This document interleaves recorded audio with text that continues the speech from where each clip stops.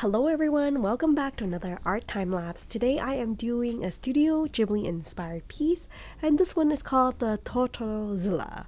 Now I've been pondering about this painting for a few months now, and I just didn't know how to approach it. So finally, I think during the summer I decided let's just try it and see where it goes. So I knew I wanted a more of a warm vibe from the setting sun, which a lot of people think of as reminiscent of the original Godzilla posters that you probably remember.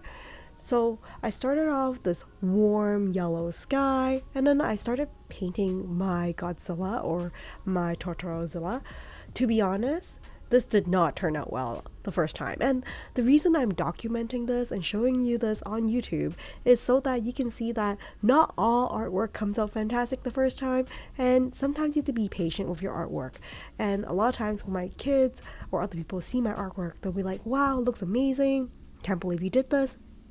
And I would love to show them it doesn't always work out, especially for those young artists out there, for you to get to a level where you really like the artwork of your favorite artist, let's say, those artists put in a lot of work and a lot of practice. So don't feel sad that you're not getting the piece exactly that you wanted the first time.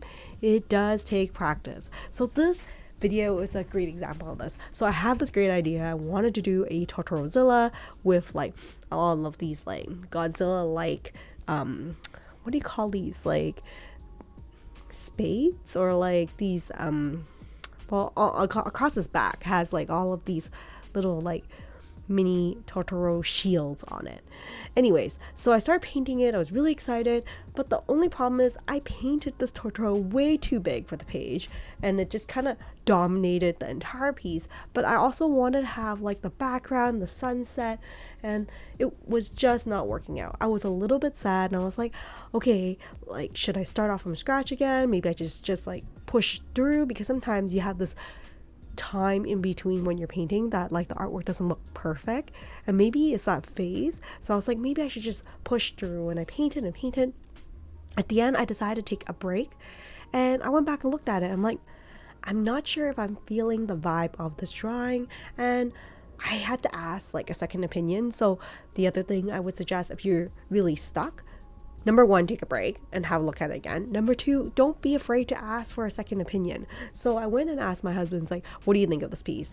Does it look good? Does it look bad? And it's you know what, I know you worked hard on this and you spent a fair bit of time trying to conceptualize this and make it all look good, but I think it could be so much better. So I was like, okay, I trust my gut and I trust your gut, so let's start this over again. So here at this point, you can see in my drawing, I'm maybe if I add more details, it'll get a little bit better. You can see I'm starting to add on some shadows, and I'm crossing my fingers.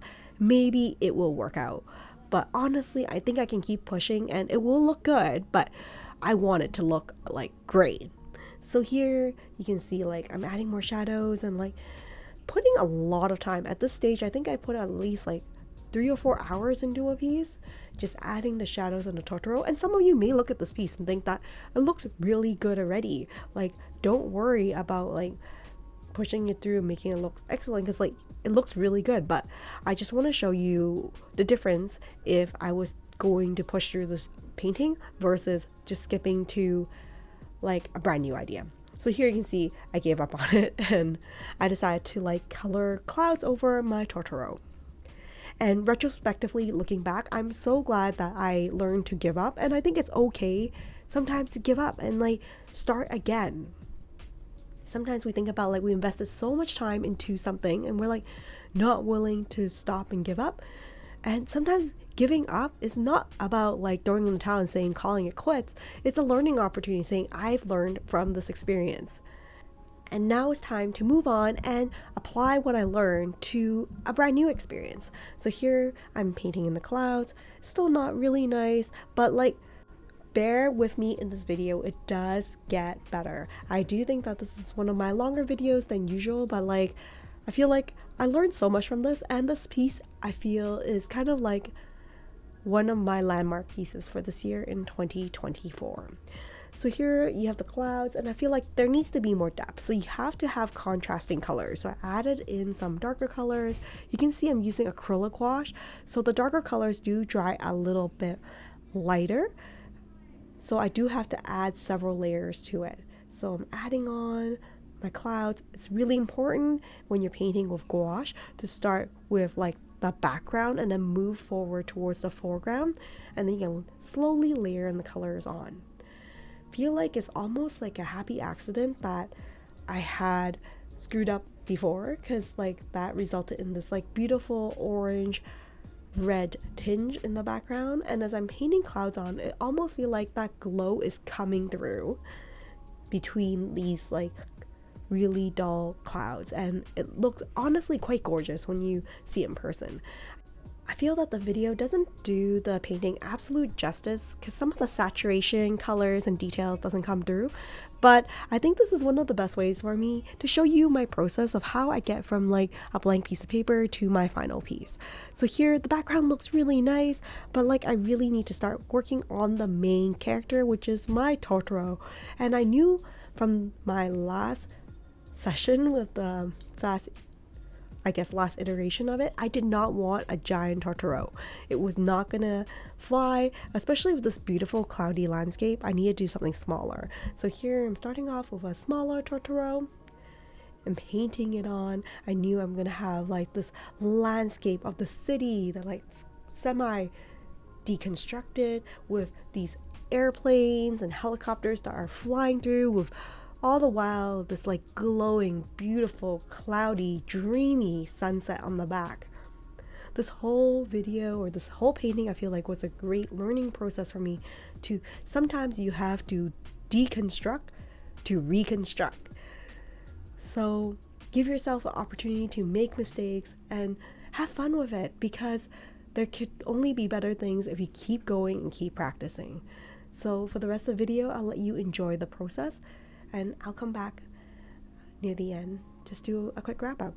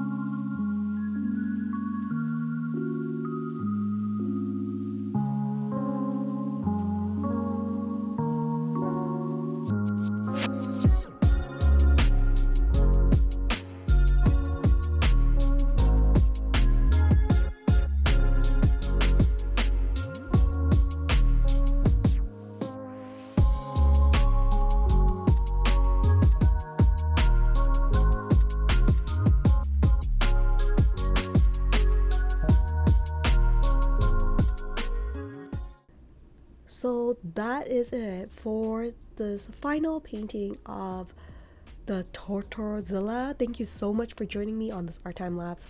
This is such a great learning experience for me, and the piece came out really beautiful. Debating whether I would add this to my collection for like prints for people to enjoy. Let me know in comments below if this is something that you like, but I think the colors came out quite beautifully. And that's it. I hope you have a wonderful day, and I'll see you next time in another video. Take care and stay creative, everyone. Bye for now.